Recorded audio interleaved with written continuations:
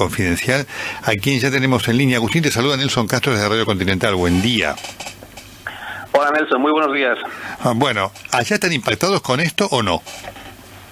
Bueno, aquí estamos relativamente impactados porque, en primer lugar, agosto, como ustedes saben, es un mes para nosotros de vacaciones, con lo cual la actividad informativa baja bastante. Y en segundo término, porque Isolux, como saben, finalmente cayó en concurso de acreedores o bancarrota. Claro. Justo hace un año. Entonces es una compañía que está en un proceso que se llama concursal, en el que los acreedores de la compañía pues tienen que exponer encima de la mesa cuánto dinero le adeuda la compañía para el administrador decidir a quién le paga y cuánto le paga a cada uno. En consecuencia es una compañía que está troceándose o hasta tardándose, y es una compañía que a día de hoy pues ha dejado de tener cierto interés en los medios de comunicación, como el año pasado, donde fue uno de los mayores concursos de acreedores o bancarrotas que ha habido en la industria española. En este contexto, Agustín, estos mails, contanos qué mencionan, qué hablan, porque además dan nombres de otros funcionarios del gobierno, ¿no es cierto?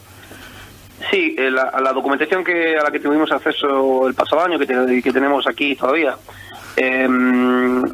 sobre la construcción de la central térmica de Río Turbio, es una documentación interna de Isolux, de que un ingeniero, el responsable de la obra, José Luis Perea, denuncia internamente a Madrid todas las arbitrariedades y corruptelas que se están produciendo en esta obra, que era una de las más importantes a nivel internacional que tenía Isolux Corsan.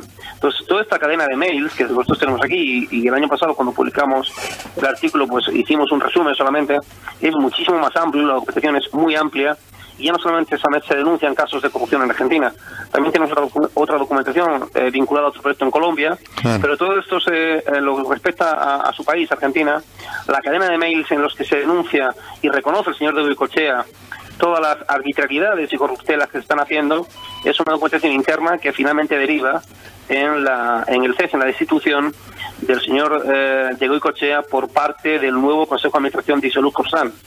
Si ustedes recuerdan, Isolux Corsan tuvo dos intentos de rescate. Uno primero, que fue llevado a cabo por Banco Santander, el que ustedes llaman allí Banco Santander Río, claro, sí, y CaixaBank, en el que quitaron a los antiguos gerentes o los administradores, liderados por el señor Luis Delso, y pusieron a un señor que se llamaba Nemesio Fernández Cuesta. Al poco tiempo de ese rescate se dieron cuenta que el agujero que había en Isolux era mucho mayor, claro, y en parte provocado por esta obra de Río Turbio, claro, y pidieron un segundo rescate. Cuando hicieron estas denuncias internas que hizo el señor Perea, lo que decidió Isolux fue despedir inmediatamente, sin ningún tipo de indemnización ni liquidación, a toda la cúpula de Argentina, porque evidentemente habían demostrado con esta documentación a la que nosotros tuvimos acceso, de que se habían cometido pagos o sobornos a miembros de la administración de la familia Kirchner durante los años de la construcción de ese gran proyecto, que, como saben ustedes, estaba valorado o tiene un presupuesto de unos 650 millones de dólares y acabó en más de 1.600 millones. Es muy importante lo que nos decís, por supuesto, Agustín, es decir, el principal elemento de la bancarrota de Isolux fue todo este desfalco aquí por la obra de Río Turbio. Ese fue uno de los elementos o factores que llevaron a Isolux a la bancarrota. Después hubo otros, evidentemente, como la caída del sector de la construcción en España, la caída del sector de las infraestructuras en España, evidentemente, los presupuestos gubernamentales destinados a obras e infraestructuras pues cayeron desde el estallido de la crisis como un 80%, lo cual lleva a muchas compañías o a estar en graves problemas financieros o a buscar proyectos fuera de España. Y lo que ocurrió es que algunos de los proyectos que se fueron fuera de España se hicieron con un coste de riesgo que no podían cumplir, y después lo que pedían eran a las administraciones, en este caso Argentina, pues unos sobreprecios que, en el caso del proyecto del que estamos hablando, se repartían entre empresas próximas o cercanas o de familiares de la administración Kirchner, claro, como el señor Barata, y etcétera. Hay también una mención al hijo, uno de los hijos de Debido, ¿no es cierto, Agustín? Sí, correcto, también, sí, en los mails, en toda la documentación que el señor Perea denuncia internamente y tal, se cita también al hijo de Debido, pero se cita además con total claridad y pone como uno de los presuntos beneficiarios, y digo presuntos porque tendrá que ser un juez el que lo decida, pero la información que dice el señor Perea lo cita como uno de los presuntos beneficiarios de todas las coimas o sobornos que se estaban repartiendo en ese proyecto. También hay una mención al exministro de Economía, Axel Kicillof. Correcto, también sí, correcto. Perfecto. También la hay, sí. La hay, ¿no? Y al señor Ariel Ibovich, que era el ministro de Economía de Santa Cruz. Correcto, también la hay, exactamente, sí, sí. Bueno, así que todo esto ya data del año pasado, ¿no es cierto, Agustín? Sí, nosotros estas actas que tenemos lo publicamos el año pasado, justo a los pocos días o antes de producirse la quiebra oficial de Isolux, que desde enero del año pasado ya arrastraba graves problemas y que más o menos se descontaba que iba a acabar en bancarrota. Oficialmente fue en julio, y el despido de Goicoechea fue en la primavera de 2017 debido a esta denuncia interna que hizo el señor Perea. Claro, importante, porque aquí de Goicoechea él dice que él cumplía órdenes de España, pero este mail lo pone en dudas eso. Bueno, esa es una gran cuestión que obviamente el señor de Goicoechea, supongo que su defensa, pues tirará balones fuera y querrá responsabilizar a su superior, en este caso el señor Luis Delso.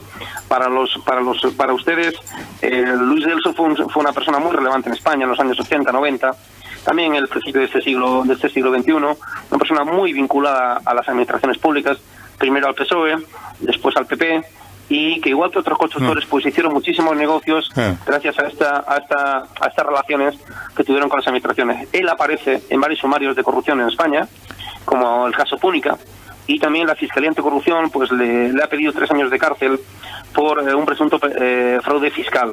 Es cierto que él es una persona que aparece o se le vincula con muchos casos de corrupción, pero es también exactamente igual de cierto que a día de hoy no tiene ninguna sentencia firme en su contra.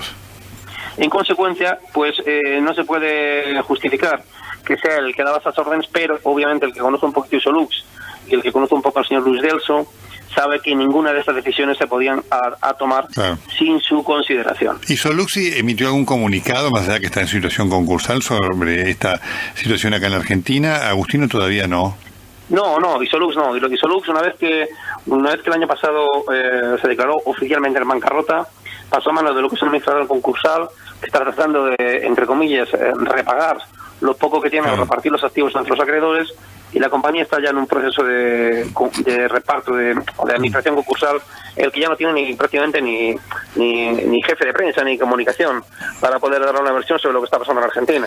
Obviamente esto lo que podría tener sus consecuencias es para el señor Luis Delso si el señor de Goicoechea decide levantar las alfombras y señalar de quién recibe las órdenes. Perfecto, clarísimo. Agustín, ¿no sabes qué importante esto que vos nos decís? Permite entender claramente la situación de Goicoechea, que ya ante estas evidencias la situación de lo que pasaba en España no tenía muchas más cosas para ocultar. Imposible ocultar a todo esto, ¿no? No, evidentemente. Yo creo que toda esta documentación que tenemos nosotros, y supongo que él presentará, si declara como arrepentido y da todo lujo de detalles a los tribunales argentinos, pues supongo que él empezará a elevar el tiro hacia arriba, y entonces esto podría salpicar sin ninguna duda a Luis Delso, que es un señor que aquí, en este caso de la bancarrota de Isolux, se ha ido por la puerta de atrás, encima con una indemnización, y aquí él se ha lavado las manos en todo este proceso. Agustín Marco es colega del diario digital español El Confidencial, que el año pasado ya había denunciado toda esta situación de coimas y sobornos en Río Turbio vinculadas con Isolux Corsan. El CEO Juan Carlos de Goicoechea, como arrepentido, es el primer empresario arrepentido que aparece en esta causa de los escándalos de los sobornos en la Argentina. Agustín, ha sido un gusto hablar contigo. Muchísimas gracias. Un placer y muchísimas gracias a ustedes. Que esté muy bien. Servicio Informativo Continental. Lo que tenés que saber en un minuto. En la investigación sobre coimas en la obra pública, hoy en Comodoro Pi comienzan las indagatorias a empresarios y exfuncionarios que no están presos. El empresario Juan Carlos de Goicoechea ampliaría hoy su indagatoria tras ofrecerse a declarar como arrepentido.